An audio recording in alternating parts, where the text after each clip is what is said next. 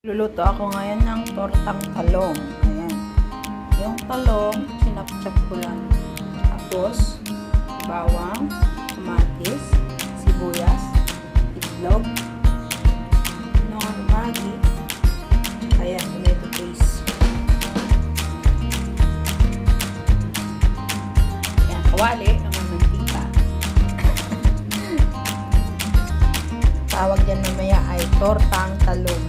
Ginisa ko na yung sibuyas, kamatis, saka bawang.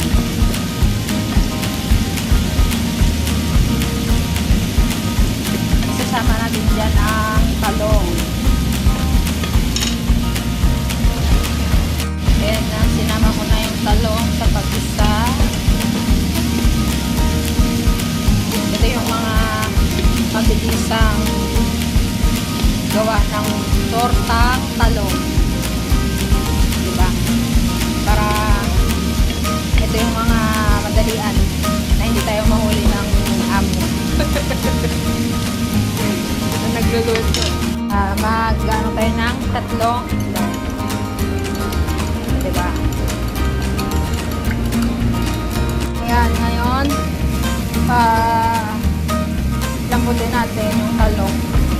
Siguro mga 5 minutes. Kapag lumambot na siya, saka natin siya hamunin. Ayan. Medyo malambot-lambot na yung talong natin. So, pwede na siya.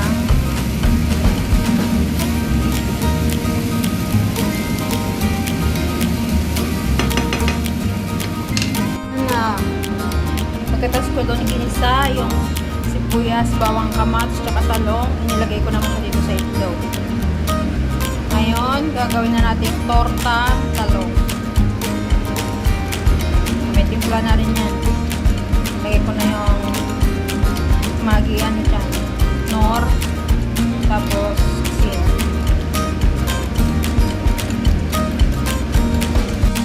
Bubuhos natin siya ngayon. Diba? Nilahat ko na yan, pang-isahan.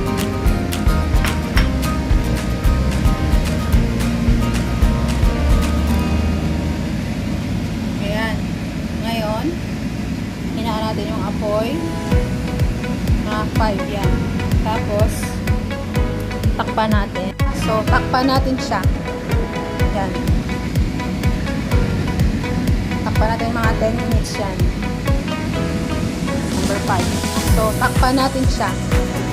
Yan. Takpan natin mga 10 minutes yan. Number 5. Ngayon, check na natin. Wala pang 10 minutes na, no? Pero check natin.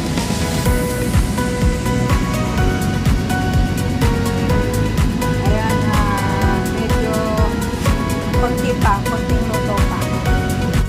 So, ngayon, check na natin. Medyo, ayan, okay na siya. So, pwede na natin ilipat siya. Diba? Luto na. Throw your hands up if you with it. Drop it.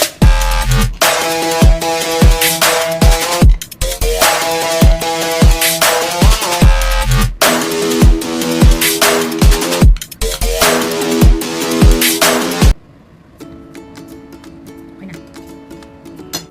Ito na yung luto nating baked tortang talong. Diba? Yum! Woo!